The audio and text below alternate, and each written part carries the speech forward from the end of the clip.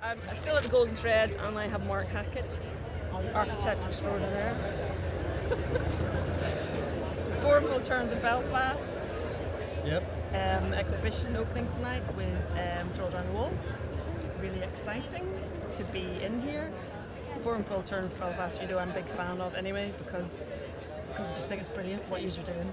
And it's really exciting to see it. We're still learning what we're doing. I know, but that's what's really interesting about it.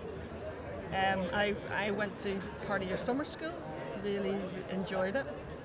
And what was so lovely about it, it is just people kind of going, you know, we've got these skills and there's different things that need to be done and that don't seem to be happening, and let's just get on with it and highlight it. Do you want to say anything about it? Yeah, and that's one of the things we're trying to do in the group.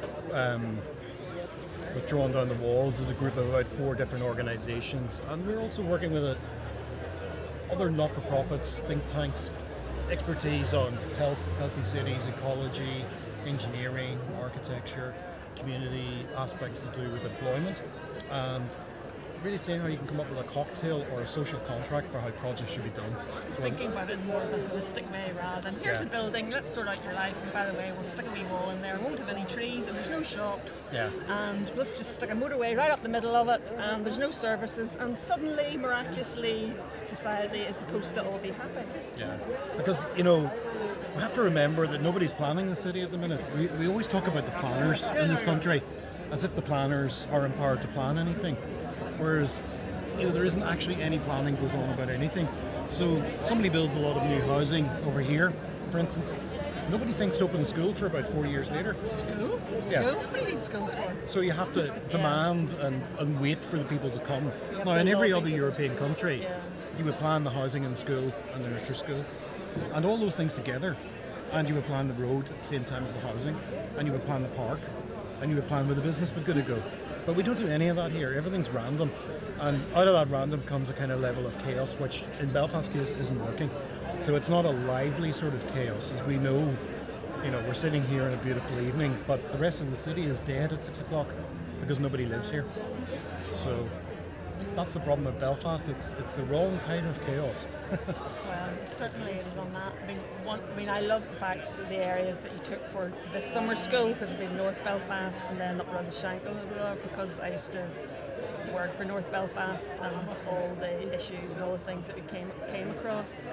And I think what we started to realise more and more was that it was key infrastructural decisions made in the 1960s which have caused almost all of those social problems. You know, for instance, the Shankill. You know, the Shankill was going through major rehousing in the lower Shankill through the mid-60s. You know, so by the time it came to the start of the Troubles, they had a Belfast urban motorway trying to crash through their area, and also Divis Flats. So you had very poor quality, badly thought out regeneration schemes to do with the road.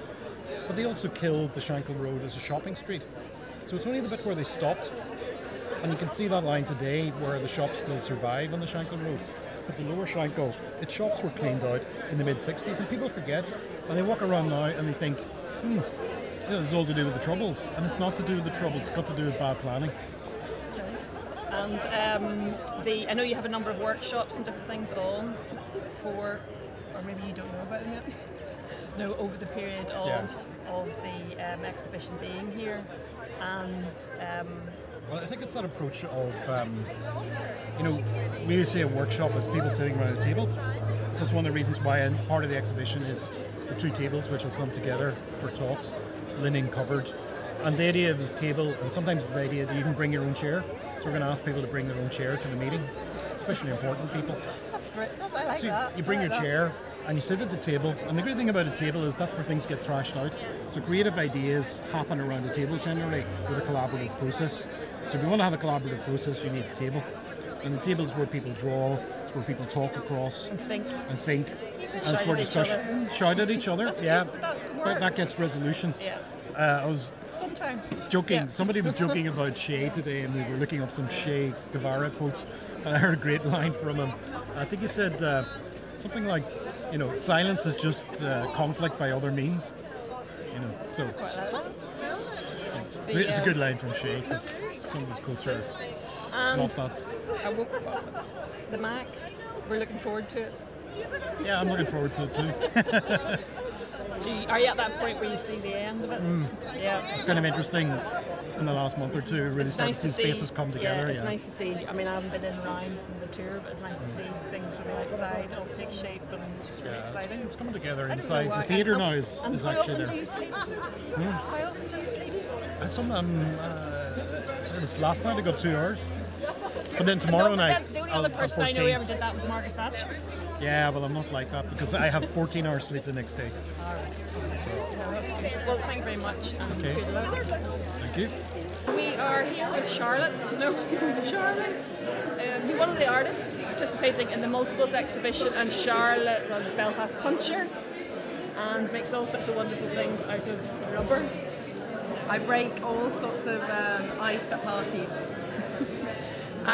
You were specifically on this, you were looking at small multiples of what you're doing, and you have a number of very interesting things.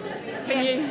Well, I make things out of inner tubes, and I've been making things out of inner tubes since about July of 2009, and I got an email right before Christmas saying, "Dear Belfast Puncture, I understand that you make things out of inner tubes, and just to let you know of a more successful company that makes things out of inner tubes similar to yours that's been running longer."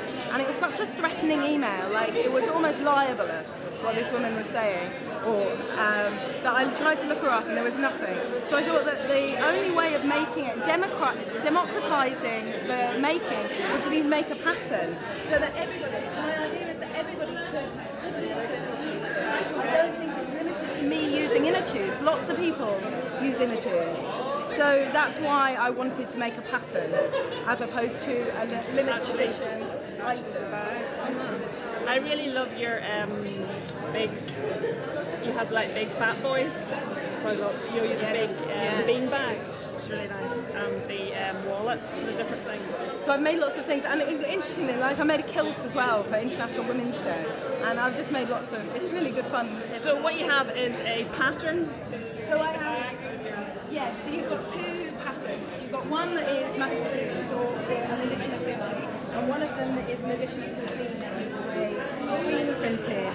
And then Screen printed. Now tell me. screen printed. Printing, darling. It was really good. Printing in the print workshop. It was great. They were really, really helpful. And Jessica was a star, and it was a brilliant experience. It's a bit of a shock to the system initially, try and get your head around it, and then like, Yeah, I think I get so. this. Yeah. Sort of getting yourself into the right into the headspace. zone. Yeah, It was no, good. it's great. And I did also some screen print cards I did as well.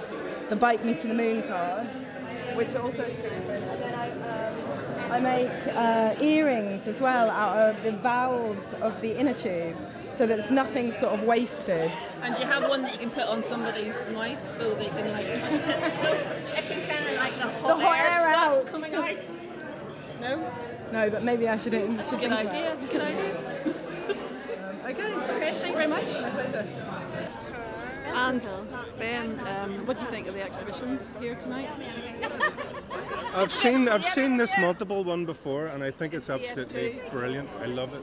I love the royal weddings booth and all the Do you think plates some and all. people are saying, you know, art And I love Charlie's rubber gear and all that. Brilliant. Some people say artists aren't supposed to make money and they shouldn't be doing things like doing Oh, I multiples. love multiples.